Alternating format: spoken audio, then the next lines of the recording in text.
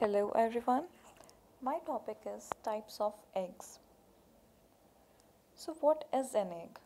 Eggs are laid by female animals of many different species including birds, reptiles, amphibians, a few mammals and fish, and many of these have been eaten by humans for years. Birds and reptile eggs consist of a protective eggshell albumin vitalis contained within various membranes. Now, eggs are of different types. Now, on the basis of amount of yolk, the eggs are divided as such. A lithyl egg. When the egg contains no yolk, it is called a lithyl egg. So, example of a lithyl egg is the egg of eutherian mammals. Next, we have microlithyl egg. So, when egg contains small or negligible amount of yolk, it is said to be microlithyl. Romer and Belinsky named these eggs as oligolecithal eggs. Some of the examples are Amphioxus and tunicates. Next we have mesolecithal egg. In amphibian, Dipnoi and Petromyzon, the amount of yolk present is moderate and is not high. Hence these eggs are also named as mesolecithal eggs.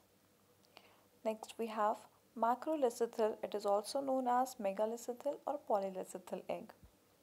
When the egg contains large amount of yolk, it is said to be macrolecithal or megalecithal egg. It is also called polylecithal egg. So few examples of macrolecithal eggs are reptiles, birds, prototheria, egg-laying mammals. Now coming to the on the basis of distribution of yolk. Now we have isolecithal or homolecithal egg. So an isolecithal egg, the very little amount of yolk present is uniformly distributed throughout the ooplasm. So examples are echinoderms, amphioxus, mammals. This condition is usually observed in eggs with very little amount of yolk. So examples are sea urchin. Then coming to the telolecithal egg, egg containing moderate or large quantity of yolk. The distribution of yolk is not uniform. It is concentrated more towards the vegetal pole. Such a type of egg in which the yolk is concentrated towards one pole is called telolecithal egg. Example is zebrafish. Now, telolecithal eggs may be further classified into three types: slightly telolecithal, moderately telolecithal, extremely telolecithal. Now, slightly telolecithal eggs contain only small quantity of yolk which is distributed unevenly. The vegetal pole has the highest concentration of and the animal pole the lower. So, example is the eggs of the fishes. Now coming to the moderately telolecithal eggs, this type of egg contains a moderate quantity of yolk which is distributed unevenly. Due to high concentration of yolk in the vegetal hemisphere, the nucleus is shifted more towards the animal hemisphere. So examples are amphibian eggs.